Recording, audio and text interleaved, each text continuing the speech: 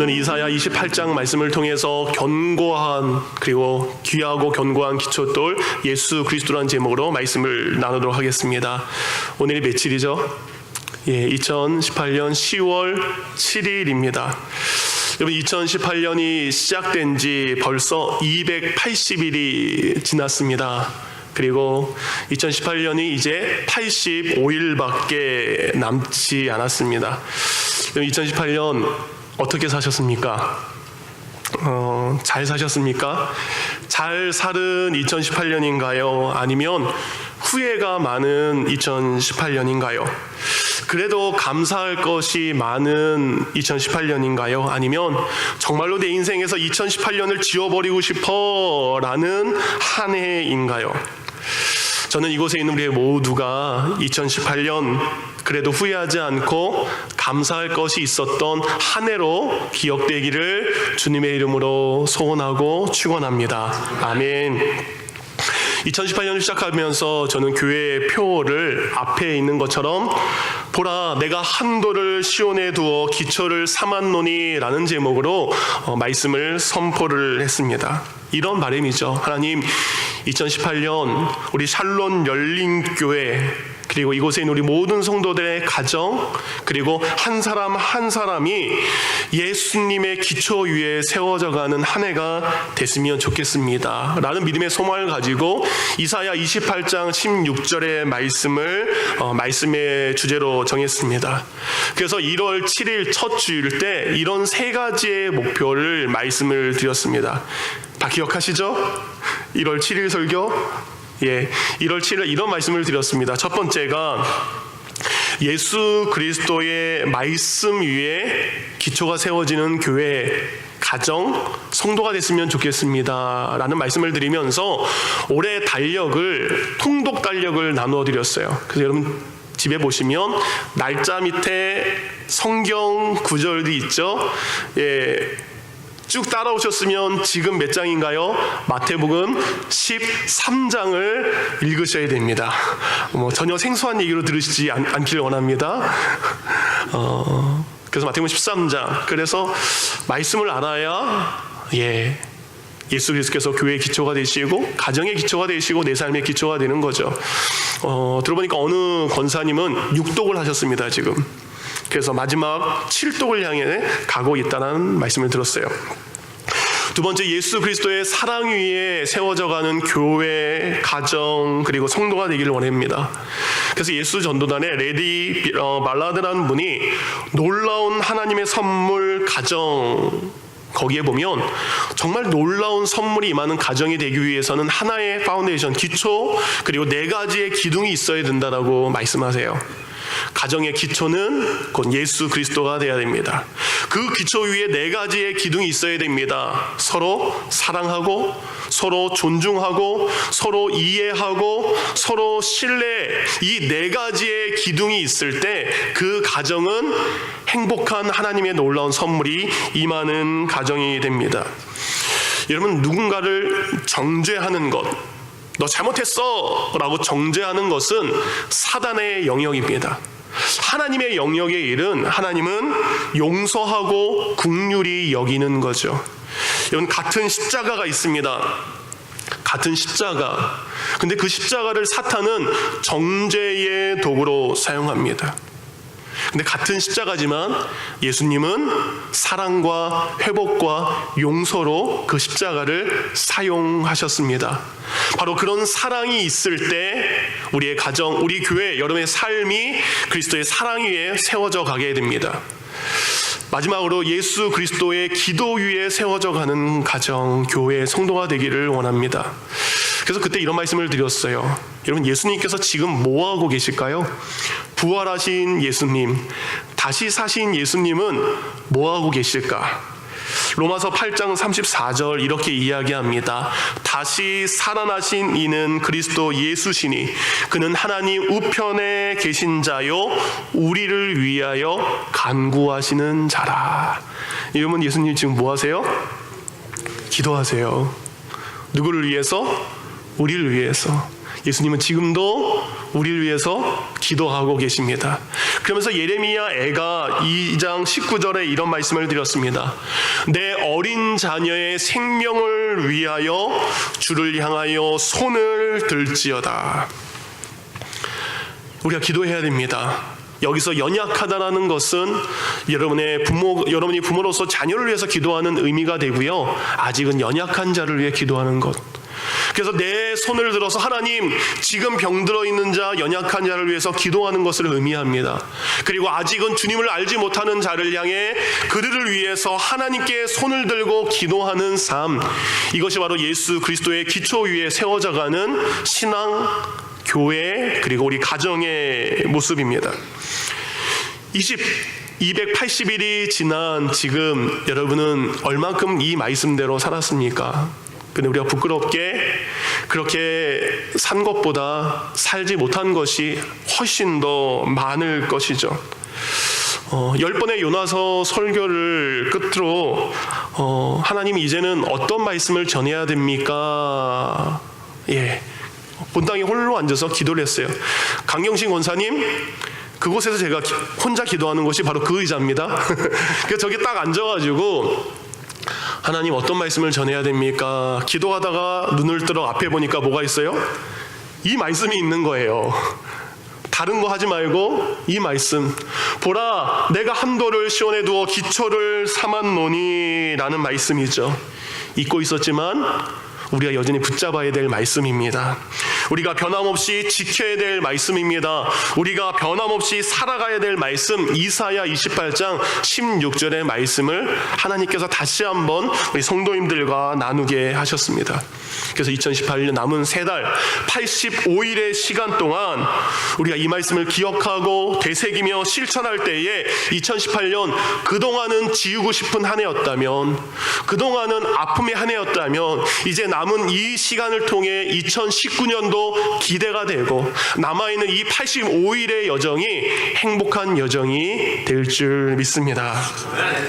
그래서 여러분, 한숨 나왔던 2018년이 아니라 찬양으로 마무리할 수 있는 2018년이 되기를 원합니다. 오늘 본문은 이사야 28장인데요. 이사야 28장의 배경은 이렇습니다. 애굽의 종되었던 그들이 가나안 약속의 땅에 와서요, 하나님께서 나라를 세우게 하셨습니다. 사울 왕, 다윗 왕, 그리고 솔로몬 왕에 의해서 통일 왕국을 세웠어요. 그렇게 근데 쭉 가야 되는데 BC 925년에 지금의 한국처럼, 곧 남한과 북한처럼 이 이스라엘은 북이스라엘과 남유다라는 나라로 분단 국가가 되게 됩니다. 그래서 북이스라엘은 북이스라엘대로 왕을 세우고 남유다는 남유대로 왕을 세워서 각각 서로 다른 통치의 길을 걸어가고 있었을 때 BC 722년, 곧 200년이란 시간이 흐른 후에 북이스라엘이란 나라가 먼저 아수르란 나라에 의해서 멸망하게 됩니다. 이 북이스라엘을 멸망을 시킨 이 아수르란 나라는 거기에 멈추지 않습니다. 남쪽으로 내려가요. 곧 평화롭게 살고 있는 남유다마저 삼키기 위해서 그들을 공격하려고 합니다. 이때가 BC 705년에서 701년 정도, 곧 이때가 오늘 본문의 말씀의 배경입니다. 평화롭게 살던 남유다 사람들은 북이스라엘 사람들이 잔인하게 멸망했던 멸망의 이야기를 듣습니다. 그것이 처참하게 무너진 것을 보았고 듣기도 했습니다. 이제 남유다 땅에 살고 있는 사람들, 수많은 군대와 최고의 무기를 가지고 자신들에게 공격해오는 이 아수르 앞에 그들은 두려워할 수밖에 없고요, 그들은 떨 수밖에 없습니다. 그들이 이제 무엇을 할 수 있겠습니까? 우리 인생도 이런 시간이 찾아올 때가 있습니다. 내가 감당할 수 없는, 내가 해결할 수 없는 인생의 문제가 우리에게 찾아올 때가 있습니다. 어느 때처럼 나는 평안하게 살고 있었는데, 1년 전 오늘처럼 나는 평범한 일상을 살고 있었는데, 우리의 능력으로 해결할 수 없는 일들이 갑자기 쓰나미처럼 우리에게 밀려올 때가 있습니다. 그럴 때 우리는 무엇을 해야 됩니까? 우리는 그저 그 문제 앞에 걱정하고 한숨 쉬고 그리고 고통의 시간이 오기만을 기다리고 있어야 되나요? 남유다 사람들, 이제 그 문제 앞에 왕과 신하들, 정치하는 사람들과 백성들이 머리를 짜내기 시작합니다. 어떻게 하면 이 위기를 벗어날 수 있을까? 가만히 있으면 안 되잖아요. 무엇이라도 해봐야 되잖아요. 그래서 그 결과 그 사람들은 한 가지의 방법을 찾습니다.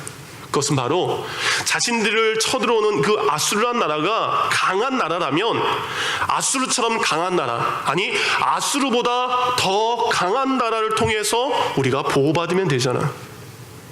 꼭 그들은 하나님을 찾아가는 것이 아니라 외교적인 방법으로 누군가에게 손을 내미는 것, 그것으로 이 문제를 해결하려고 합니다. 그러니까 왕이나 정치하는 사람이나 백성들 그 모두가 지금 자신들에게 오는 그 위기, 지금 자신에게 겪고 있는 그 문제를 가지고 하나님을 찾아간 것이 아니라 세상에 힘 있는 사람들에게 손을 내미는 것, 그들에게 도움을 구걸하는 것이 남유다 사람들의 지금 모습입니다. 이제 남유다 사람들은 북쪽에서 내려온 아수르, 그들의 공격과 위험을 벗어나기 위해서 그들 밑에 남쪽에 있는 애굽, 이집트의 손을 빌리려고 합니다. 근데 공짜로 되지 않잖아요. 그러니까 자신이 줄 수 있는 모든 것들을 그들에게 준다라고 합니다. 우리가 할 수 있는 모든 것들, 당신 애굽을 위해서 할 수 있는 모든 것을 하겠습니다. 당신들이 원하는 것, 당신들이 바라는 것, 모든 것을 줄 테니 우리를 보호해 주세요. 그래서 이 일이 어느 정도 성사가 되는 것 같습니다. 빠르게 애굽에 누군가를 보냈는데 그가 가지고 온 소식은 뭐예요? 애굽 사람들이, 애굽 왕이 그것을 기뻐한다. 우리 애굽이 당신의 나라를 보호해 줄 것입니다 라는 이야기에 그들은 그 허황된 약속에 이제는 기쁨을 누리게 됩니다. 근데 이 기쁨을 어떻게 누리게 되냐? 나중에 보겠지만 그 사신의 소식을 들은 이스라엘 백성들의 모습을 이사야 28장 14절과 15절을 유진 패터슨 목사님의 메시지 성경이라고 있습니다. 요즘의 문체로 바꾼 거예요. 한번 읽어드리겠습니다. 이제 하나님의 말씀에 귀 기울여라. 너희는 말한다. 우리는 좋은 생명보험에 들어두었다. 우리는 좋은 생명보험을 들어두었다. 손해보는 일이 없도록 만반의 준비를 해두었다. 어떤 불상사가 일어나도 우리는 괜찮다. 다 대비해 두었다. 전문가의 조언대로 다 해두었다. 우리는 안전하다. 하나님의 도움을 받아서 그들이 기뻐하고 안전하는 것이 아니라 이 세상의 강한 나라, 그리고 그들이 가지고 있는 돈, 이런 세상의 원리로 나의 미래는 확실하게 보장받았어. 그러니까 하나님보다 사람을 의지하는 것에, 하나님보다 돈을 중요하게 생각하고 하나님보다 자신을 믿는 교만에 빠져있는 것이 그들의 모습이에요. 그러니까 우리는 지금 성공했다. 우리는 지금 잘 살고 있다. 어떤 일 앞에서도 우리는 문제없다. 근데 하나님 말씀하십니다. 실상은 너희는 실패와 절망과 좌절과 계약을 맺은 것이다. 남유다 사람들은 자신들이 이제는 정치적으로, 군사적으로 애굽이라는 든든한 후견자가 생겼다라는 것을, 그래서 저 아수르 사람들이 우리를 어떻게 못할 거야 라는 기대를 가지고 있습니다. 우리도 마찬가지죠. 지금 나에게 있는 이 생명보험이 나의 노후를 안전하게 보호할 거야.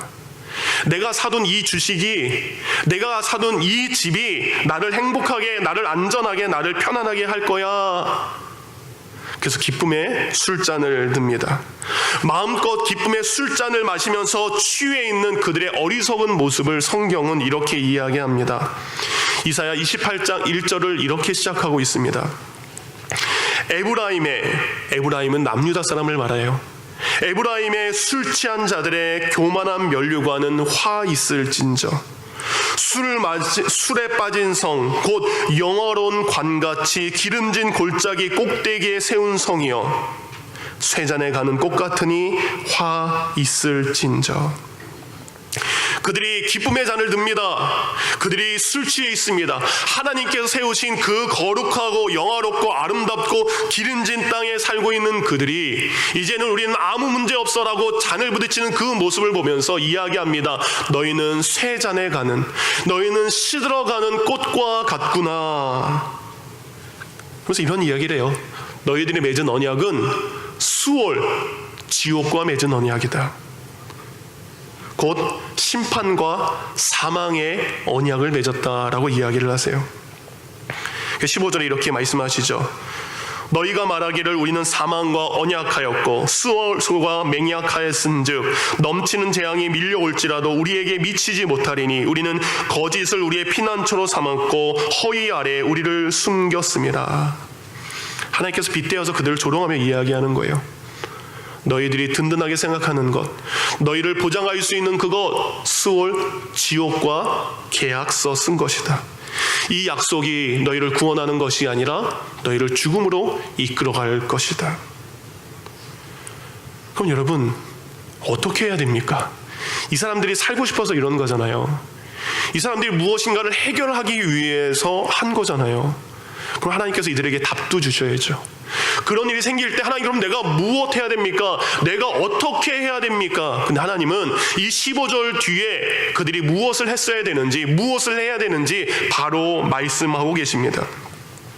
그 고통스럽고 절망적인 상황에서 16절, 그러므로 주 여호와께서 이같이 이르시되라고 되어 있습니다. 그러므로 그런 일이 있을 때 너희는 이렇게 해야 된다라는 말씀을 분명하게 하셨습니다. 그러니까 그렇게 살지 말고 너희는 그러므로 이렇게 살아야 된다. 우리가 무엇을 해야 되는지 정확하게 말씀을 해 주셨습니다. 무엇을 말씀하셨죠? 보라, 내가 한 돌을 시온에 두어 기초를 삼았노니 곧 시험한 돌이요, 시험을 벌써 마친 돌이요, 귀하고 견고한 기초돌이라. 그것을 믿는 이는 다급하게 되지 아니하리라. 하나님께서는 남유다에 살고 있는 백성들에게 내가 이미 너희에게 한 돌을 주었고 너희는 그 돌 기초 위에 살고 있다. 근데 이 돌은 이미 시험을 마친 돌이다. 이 돌은 너무나 귀한 돌이고 이 돌은 너무나 견고한 돌이고 이것은 기초가 되는 돌이다. 그래서 이것은 어떠한 시련 속에서도 이길 수 있는 시험을 마친 돌, 세상에 어디에도 없는 가장 귀한 돌, 어떠한 공격에도 무너지지 않는 돌. 그래서 이것이 든든한 기초가 된다면 그 위에 무엇을 쌓든지 결코 넘어지지 않을 것이다. 그럼 그 돌이 무엇일까요? 그 돌은 바로 믿음의 기초 위에 세워진 성전입니다. 여러분, 이스라엘 백성들 솔로몬 성전이 어디 위에 지어졌나요? 그 먼 옛날 아브라함이 백세에 얻은 그 아들 이삭을 하나님께 믿음으로 순종해서 드린 그곳 위에 세워진 것이 바로 성전입니다. 백세에 얻은 가장 귀한 아들이지만 하나님께서 그 아들을 요구했을 때 아브라함은 믿음으로 순종합니다. 그리고 그것을 하나님께 바친 곳, 바로 그것이 성전의 기초가 되는 곳, 곧 남유다 사람들이 살고 있는 그곳은 바로 그런 믿음의 기초 위에 세워진 도시예요. 창세기 22장에 보면 이 과정이 잘 설명되어 있습니다. 창세기 22장 2절, 여호와께서 이르시되 내 아들, 내 사랑하는 독자 이삭을 데리고 모리아 땅으로 가서 내가 내게 일러준 한 산, 거기서 그를 번제로 드리라. 그 산이 성전이 서 있는 산입니다. 3절, 아브라함이 아침에 일찍이 일어나 나귀의 안장을 지우고 두 종과 그의 아들 이삭을 데리고 번제에 쓸 나무를 쪼개어 가지고 떠나 하나님이 자기에게 일러주신 곳으로 가더니, 하나님이 일러주신 그곳이 바로 성전이 세워진 그곳입니다. 9절입니다. 하나님이 그에게 일러주신 곳에 이른지라. 이에 아브라함이 그곳에 제단을 쌓고 나무를 버려놓고 그 아들 이삭을 결박하여 제단 나무 위에 놓고 손을 내밀어 칼을 잡고 그 아들을 잡으려 하니. 그것이 바로 그들이 살고 있는 성전입니다. 12절입니다. 사자가 이르되 그 아이에게 내 손을 대지 말라. 그에게 아무 일도 하지 말라. 내가 내 아들 내 독자까지도 내게 아끼지 아니하였으니 내가 이제야 내가 하나님을 경외하는 줄을 아노라. 아브라함이 그 땅 이름을 여호와 이레라 하였으므로 오늘날까지 사람들이 이르기를 여호와의 산에서 준비되리라 하더라. 아브라함이 믿음으로 순종했을 때 하나님은 준비하고 계셨습니다. 하나님이 요구한 그 시험이 자신의 아들을 바칠 수 있는, 감당할 수 없는, 자신보다 더 귀한, 자신의 생명보다 더 귀한 그 아들을 바치라는 그 무서운 시험 앞에서도 그는 믿음으로 순종했을 때 하나님은 그것을 예비하시고 준비하고 계셨습니다. 그런 아브라함을 향해 하나님은 이렇게 16절 이야기합니다. 여호와께서 이르시되 내가 나를 가리켜 맹세하노니 내가 이같이 행하여 내 아들 내 독자도 아끼지 아니하였은즉 내가 내게 큰 복을 주고 내 씨가 크게 번성하여 하늘의 별과 같고 바닷가의 모래 같게 되게 하리니 내 씨가 그 석의 그 대적의 성문을 차지하리라. 아멘. 이런 아브라함의 믿음의 순종 위에 세워진 것이 바로 성전입니다. 그래서 이스라엘 백성들에게 기억하라고 하는 거예요. 아브라함에게 그런 고난과 시련이 왔을 때 그는 더욱 그때 하나님을 사랑했다.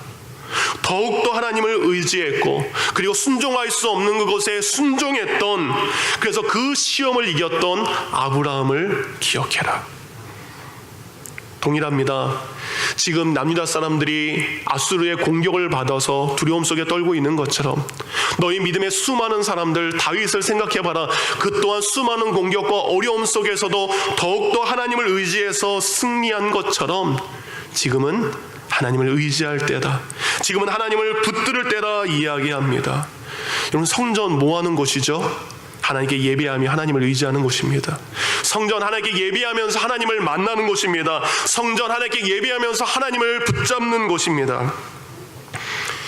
이 성전의 신앙, 이 믿음의 신앙이 있으면 16절 하반절에 이렇게 이야기하세요. 이렇게 하면 이것을 믿는 자는 다급하게 되지 아니하리라. 우리는 문제 앞에 호들갑을 떱니다. 문제 앞에 경고망동합니다. 우리는 어떻게 해야 될지 알지 못합니다. 그렇지만 이것을 믿는 사람은, 아브라함이 그렇게 했던 것을 믿는 사람은, 다윗이 그렇게 했던 것처럼 그렇게 사는 사람은 그는 결코 감당할 수 없는 시험 앞에 다급하게 되지 아니할 것이라. 여러분, 이스라엘 백성들에게 믿음의 성전이 기초돌이었다면 2018년을 사는 저와 여러분들에게 하나님께서 주신 이 시온의 한 돌은 과연 무엇일까요? 우리의 기초가 되어야 될 그 돌은 무엇일까요? 바로 누구입니까?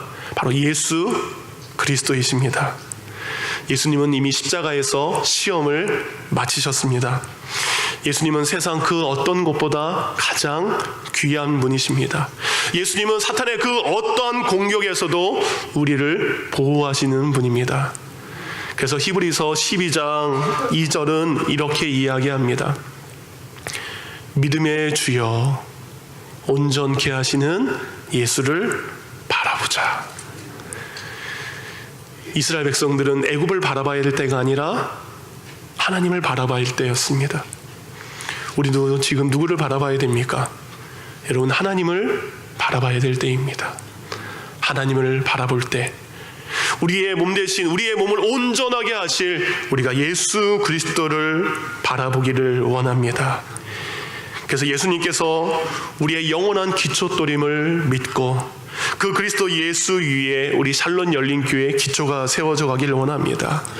그 귀하신 예수 그리스도의 기초 위에 여러분의 가정이 세워져 가기를 원합니다. 그 무엇으로부터 우리를 보호하실 견고한 돌이신 예수 그리스도의 믿음 앞에 여러분이 세워져 가기를 원합니다. 그래서 10월 한 달 동안은 이런 주제로 말씀을 드리는 겁니다. 가정의 기초는 예수 그리스도입니다. 교회의 기초는 예수 그리스도입니다. 내 신앙의 기초는 예수 그리스도입니다. 라는 말씀의 주제로 여러분에게 설교를 할 겁니다. 그래서 오늘은 짤막하게 맛만 보여드릴 거예요. 코스코에 가면 맛있는 음식들을 시식하는 것처럼 이미 여러분 시식할 수 있도록 간단하게 말씀을 드리겠습니다. 다음 주에 좀 더 자세하게 하겠죠. 여러분, 교회의 기초는 예수 그리스도이십니다. 우리는 교회에서 예배를 드리죠. 예배의 기초는 예수님이 되셔야 됩니다. 우리가 교회에서 드리는 예배가 형식과 습관이 되면 안 됩니다. 우리의 생명의 호흡이 있는 예배가 기쁨의 예배가 됩니다. 여러분, 선교의 기초, 곧 빛된 사명의 기초가 예수 그리스도입니다. 여러분, 교회는요, 어둠을 이기는 것입니다. 망망대해 속에서, 어둠 속에서 수많은 배들이 방황하고 있을 때 한 줄기 등대의 빛이 수많은 사람들에게 길잡이가 되는 것처럼 교회의 기초가 예수 그리스도가 되었을 때 교회는 세상의 등대의 역할을 감당할 수 있습니다. 교회는 세상의 소금의 역할을 감당해야 됩니다. 여러분, 우리는 우리를 뛰어넘어야 됩니다. 우리가 우리를 위한 교회를 만들면 안 돼요. 우리를 포기하는 교회가 살아있는 교회입니다. 그러게 우리 샬롯 열린 교회가 예수 그리스도를 통해서 우리를 뛰어넘어서 저 세상 밖에 있는 이들에게 그리스도의 향기를 전하는 이들이 되기를 원합니다. 우리 교제의 기초가 예수 그리스도가 되기를 원합니다. 제가 여러분과 가까이 지내는 것, 제가 여러분을 교제하는 것, 그 가운데 예수 그리스도가 기초가 되기를 원합니다. 놀라운 비밀이죠. 우리가 다 알고 있는 예수 믿는 우리가 예배드리고 있습니다. 우리가 지금 교제하고 있습니다. 근데 이 교제가 끝나는 것이 아니죠. 천국에서도 이 만남이 이어진다는 것을 잊지 마시기 바랍니다. 여러분, 저 천국에서 우리 만나게 됩니다. 그쵸? 그러니까 잘 만나고요, 잘 헤어지셔야 돼요. 천국 가서 서로 얼굴 돌리고 지낼 수 없습니다. 바로 우리 교제의 기초가 예수 그리스도, 우리 이곳에서의 만남이 영원한 만남으로 이어진다는 것을 잊지 마시기 바랍니다. 또한 가정의 기초가 예수 그리스도가 돼야 됩니다. 옛날 사회 시간인가요? 도덕 시간에 배웠어요. 집은 의식주가 해결되는 곳이다. 그렇죠?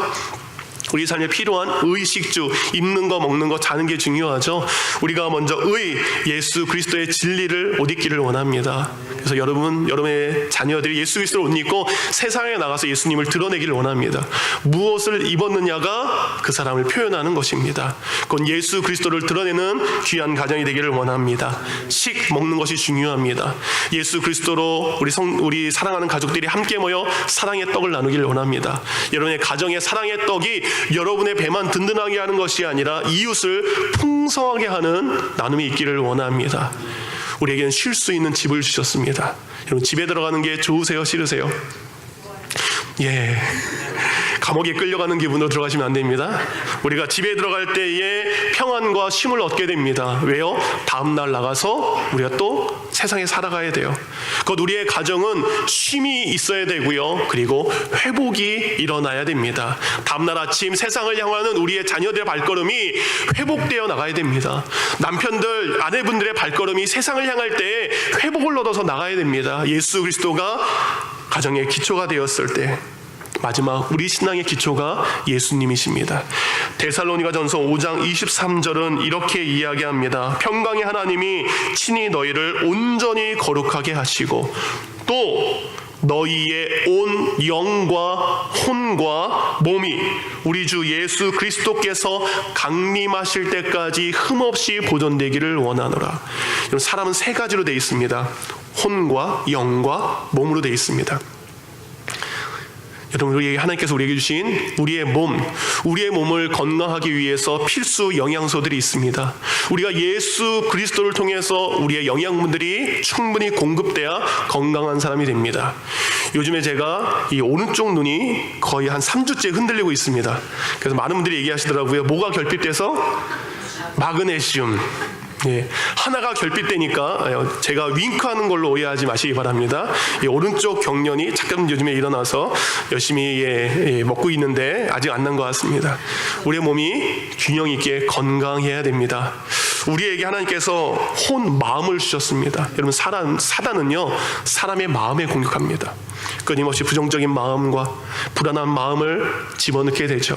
근데 예수님께서 우리에게 말씀하십니다. 너희의 마음과 생각을 지키라. 사단의 공격 앞에 우리의 마음과 생각을 지켜야 됩니다. 그리고 우리는 영이 살아난 존재입니다. 여러분이 살아난 사람처럼 살아야 됩니다. 여러분, 산 사람처럼 사시기 바랍니다. 영이 산 사람처럼 살아야 우리가 건강하게 살아갈 수 있습니다. 맛배기만 보여드렸습니다.